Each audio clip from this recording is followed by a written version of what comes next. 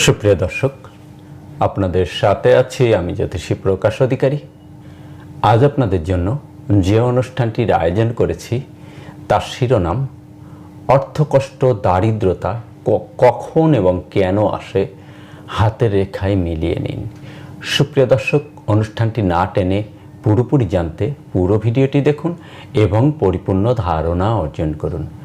সেই সাথে যারা আমার চ্যানেলটিতে নতুন, এখনও সাবস্ক্রাইব করেননি, তার অনুগ্রহপূর্বক চ্যানেলটি সাবস্ক্রাইব করুন এবং পাশে রাখার বেলটি প্রেস করে অল সিলেক্ট করে পরের ভিডিওর নোটিফিকেশন পেতে আমার সাথেই থাকুন। আজ যারা ফেসবুক প্রোফাইল থেকে ভিডিওটি দেখছেন তাদেরকে অসংখ্য অসংখ্য অসংখ্য ধন্যবাদ। প্রোফাইলটিতে একটি ফলো দিয়ে আমাকে উৎসাহিত করুন জ্যোতিষশাস্ত্রের নিগূঢ়তম রহস্যগুলো, গোপনতম বিষয়গুলো আপনাদের সামনে উন্মোচিত করবার জন্য বা তুলে ধরবার জন্য। সুপ্রিয় দর্শক, কথা দীর্ঘায়িত না করে চলুন আমরা ফিরে যাই আমাদের মূল আলোচনায়। আমাদের আজকের আলোচনার শিরোনাম অর্থকষ্ট দারিদ্রতা কখন এবং কেন আসে, হাতের রেখায় মিলিয়ে নিন। সুপ্রিয় দর্শক, মানুষের জীবনে অশুভ সময় আসার যে সংকেত বা যে চিহ্নগুলো পামিস্ট্রিতে থাকে, সেই সব চিহ্নগুলো নিয়ে আজকের আলোচনার বিষয়বস্তু। যে চিহ্নগুলো থেকে জ্যোতিষ মহোদয়গণ অনুধাবন করতে পারে এই সময়টি একজন মানুষের জন্যে উপযুক্ত বা সুসময় নয়, তাই সেই সুসময় নয় যে সময়টা বা অসময় হিসেবে চিহ্নিত করে জ্যোতিষ মহোদয়গণ যে সময়টা, এই সময়টাতে যদি আপনারা সতর্ক থাকেন তাহলেই না আপনাদের দুর্ভাগ্য জয় করা যায়। প্রতিকারের চেয়ে প্রতিরোধ সর্বোত্তম। তো আমরা একে একে সেই সাইনগুলো দেখব। হাতের এই অংশটুকুকে বলে রাহুর ক্ষেত্র। যদি রাহুর এই ক্ষেত্রে এই ধরনের অসংখ্য অসংখ্য ক্ষুদ্র ক্ষুদ্র এরোরেখা পরিলক্ষিত হয়, যেটা আয়ুরেখাকে স্পর্শ করে, তাহলে এই জাতকের শরীর থাকবে উত্থান পতনের মধ্যে। অর্থাৎ এই জাতকের শরীরটা একভাবে ভালো যাবে না, শরীর উত্থান পতনে থাকবে। দেখুন, সৌভাগ্য আনার প্রথম অন্তরায় সুস্থ শরীর। তো যখন শরীর ভালো থাকবে না তখন কর্মেও মনোনিবেশ করতে জাতক ব্যর্থ হবে এবং অর্থ অভাব এবং দারিদ্রতার কষাঘাতে পিষ্ট হবার প্রথম অন্তরায় সে তার অসুস্থ তার কারণেই সূচিত করবে। এই রেখাটি যখন, মনে করুন আমি এইভাবে আঁকবো, এইভাবে এঁকে নেব, যখন এই রেখাটি মস্তিষ্ক রেখাকে টাচ করবে, আমি আর একটু অন্যভাবে আঁকবো, এই যে যখন এই রেখাটি মস্তিষ্ক রেখা টাচ করবে তখন মস্তিষ্কের স্বাভাবিক কার্যকারী ক্ষমতা লোপ পাবে এবং জাতক সঠিক ডিসিশন নিতে ব্যর্থ হবে এবং সঠিক ডিসিশন নেবার কারণে, নিতে না পারার কারণে, সঠিক ডিসিশন নিতে না পারার কারণে দুর্ভাগ্য বয়ে আনবে এবং যখন এই রেখাটি ভাগ্যরেখায় স্পর্শ করবে তখন ভাগ্য পতন হয়ে যাবে। এমন সংকেত এটি বহন করে। যদি কোনো জাতকের ভাগ্যরেখা এইভাবে ভেঙে যায় তাহলে যে বয়সে ভাগ্যরেখা ভেঙে যাবে সেই বয়সে জাতকের ভাগ্য পতন। ভাগ্যরেখাতে এরো রেখা বা ক্রস চিহ্ন থাকলে যে বয়সে এটি থাকবে সেই বয়সে জাতকের ভাগ্য পতন, ভাগ্যহানি, ভাগ্যের নির্মম পরিহাস এর শিকার হবে। ভাগ্যরেখাতে যদি তিল চিহ্ন পরিলক্ষিত হয় তাহলে জাতকের একই অবস্থা পরিলক্ষিত হয় জ্যোতিষশাস্ত্র মতে। যদি ভাগ্যরেখাটি ঢেউ খেলাতে ওঠে তাহলে যে যে বয়সে ভাগ্যরেখা ঢেউ খেলানো থাকবে সেই বয়স, অর্থাৎ যে বয়সে ভাগ্যরেখা তরঙ্গায়িত থাকবে সেই বয়সে ভাগ্য নষ্ট হয়ে যায়, ভাগ্য পতন হয়ে মানবেতর জীবনযাপনের দিকে জাতক ধীরে ধীরে অগ্রসর হয়।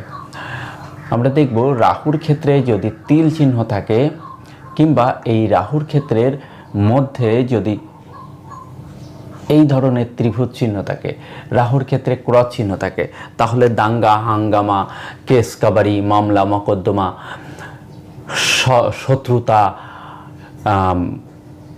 অসুস্থতা, কর্ম নষ্ট, কর্ম ধ্বংস, এই ত্রিভুজটি থাকলে আইনি জটিলতা ইত্যাদির কারণে জাতক বা জাতিকা তাদের জীবনের দুর্বিষহ একটি সময় পার করে। যদি এই তর্জনী আঙ্গুলে এরো রেখা থাকে, আঙ্গুলে ক্রস কিংবা মাউন্টে তিল চিহ্ন কিংবা আঙ্গুলে তিল চিহ্ন কিংবা আঙ্গুল যদি আঁকা বাঁকা হয় কিংবা এই দুটো আঙ্গুলের মাঝে যদি ফাঁক হয়, এই দুটো আঙ্গুলের মাঝে যদি ফাঁকা থাকে, তাহলে সেই জাতক শত চেষ্টা করেও তার উন্নতির চাকাকে অব্যাহত রাখতে পারে না।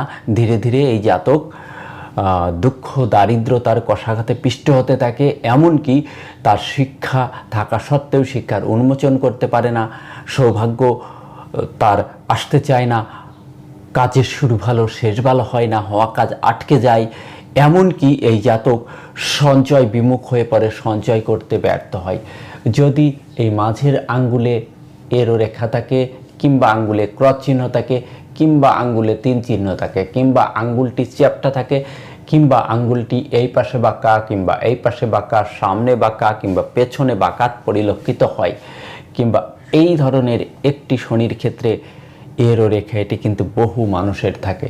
শনির এই স্থানে এইভাবে যদি রম্বজ পরিলক্ষিত হয়, যদি শনির ক্ষেত্রে ক্রস চিহ্ন, যদি শনির ক্ষেত্রের মধ্যে তিল চিহ্ন, যদি এই ক্ষেত্রে এই ধরনের জাল চিহ্ন পরিলক্ষিত হয়, যদি এই শনির ক্ষেত্রের এই পাশে উঁচু এই পাশে উঁচু মাঝখানে দাবা খাল গর্ত মতো হয়, যদি এইভাবে একটি রিং, যেটি শনি রিং বা স্যাটার্ন রিং বলে, এটি থাকে, তাহলে সেই জাতকের কর্মে সফলতা আসে না। যে কর্মে যায় সেই কর্মেই বাধা, কর্মের বাধা, গ্লানি, দুঃখ দারিদ্রতা, অর্থ অভাব, ঋণগ্রস্ত, স্থান পরিবর্তন, কর্ম পরিবর্তন, পালাতক জীবনযাপন, অন্তরের অগ্নুৎপাত, অশান্তি এবং সর্বোপরি অর্থনৈতিক কষ্ট এবং দারিদ্রতার কষাঘাতে পিষ্ট হয়। যদি এই আঙ্গুলে অর্থাৎ অনামিকা আঙ্গুলে এক্সট্রা কোনো কর থাকে যে কোনো পর্বে, যদি যে কোনো পর্বে তিল চিহ্ন থাকে কিংবা ক্রস চিহ্ন থাকে, যদি আঙ্গুলটি চ্যাপ্টা হয়, যদি আঙ্গুলের এই পাশে বাঁকা এই পাশে বাঁকা কিংবা সামনে কিংবা পেছনে বাঁকা হয়, তাহলে রবি অশুভ। যদি এখানে এরকম রবি রেখা না থাকে, তাহলে কিংবা রবি রেখাতে এই ধরনের এক্সট্রা একটি ক্রস চিহ্ন পরিলক্ষিত হয় কিংবা রবিতে তিল চিহ্ন কিংবা রবির স্থানে জাল চিহ্ন পরিলক্ষিত হয়, তাহলে সম্মান নষ্ট, অর্থ নষ্ট, কর্মহানি অর্থাৎ কর্ম চলে যাওয়া, কর্ম বিয়োগ, এমনকি এই জাতক আয় ব্যয়ের সমতা করতে পারে না। আয় ব্যয়ের সমতা করতে না পারার কারণে জাতকের সঞ্চয় হয় না এবং দুঃখ কষ্ট দারিদ্রতার কষাঘাতে পিষ্ট হবার সংকেত বহন করে। যদি এই অনামিকা আঙ্গুলে কোনো এক্সট্রা কর থাকে কিংবা ক্রস থাকে কিংবা তিল চিহ্ন থাকে, যদি এই মাউন্টে তিল চিহ্ন থাকে, যদি এই মাউন্টে ক্রস চিহ্ন থাকে, যদি এই মাউন্টে জাল চিহ্ন থাকে, তাহলে এই জাতকের মধ্যে কিন্তু শঠতা অর্থাৎ পরধন এর প্রতি লোভ থাকে এবং এরা প্রতারণার মাধ্যমে আয় করতে ব্যস্ত বা মানসিকতা থাকে। এদের ব্যবসা থাকলে ব্যবসা নষ্ট হবার যোগ বহন করে। এটি আইনি জটিলতা, প্রতারণার কারণে আইনি জটিলতার ইঙ্গিত বহন করে, ব্যবসা নষ্ট হয়ে যায়। জাতক তার বুদ্ধিকে, বুধ হচ্ছে বুদ্ধির কারক, বুদ্ধিকে সঠিক পথে পরিচালিত না করে ভুল পথে পরিচালিত করবার জন্য জীবনে অসহনীয় দুঃখ কষ্ট দারিদ্রতা অত্যাহাভাবে পিষ্ট হতে থাকে। যদি মঙ্গলের ক্ষেত্রে তিল চিহ্ন, ক্রস চিহ্ন কিংবা জাল চিহ্ন থাকে, তাহলে এই জাতকও ভীষণ রাগী হয়, কথার ব্যালেন্স রাখতে পারে না। এর কারণে জাতকের প্রচুর শত্রু জন্ম হয়, ভূ সম্পত্তি নিয়ে জটিলতা, ভাইয়ে ভাইয়ে জটিলতা, এমনকি এই জাতক নিজের স্বার্থ চরিতার্থের জন্যে অন্যের অহিত সাধন করতে সে পিছপা হয় না এবং এর থেকে জাতকের মানবেতর জীবনযাপন পরিলক্ষিত হয়। যদি চন্দ্রে ক্রস চিহ্ন বা চন্দ্রে তিল চিহ্ন কিংবা জাল চিহ্ন পরিলক্ষিত হয়, তাহলে সেই জাতকের জল ভ্রমণ, বিদেশ ভ্রমণে বাধা এবং বিপত্তি দেখা যায়। বিদেশ বা ফরেন মানি সংক্রান্ত বিষয়ে থেকে তারা পীড়া পেতে থাকে, অর্থাৎ বিদেশে অবস্থানকালেও তারা বিভিন্ন ধরনের কষ্টের সম্মুখীন হতে থাকে।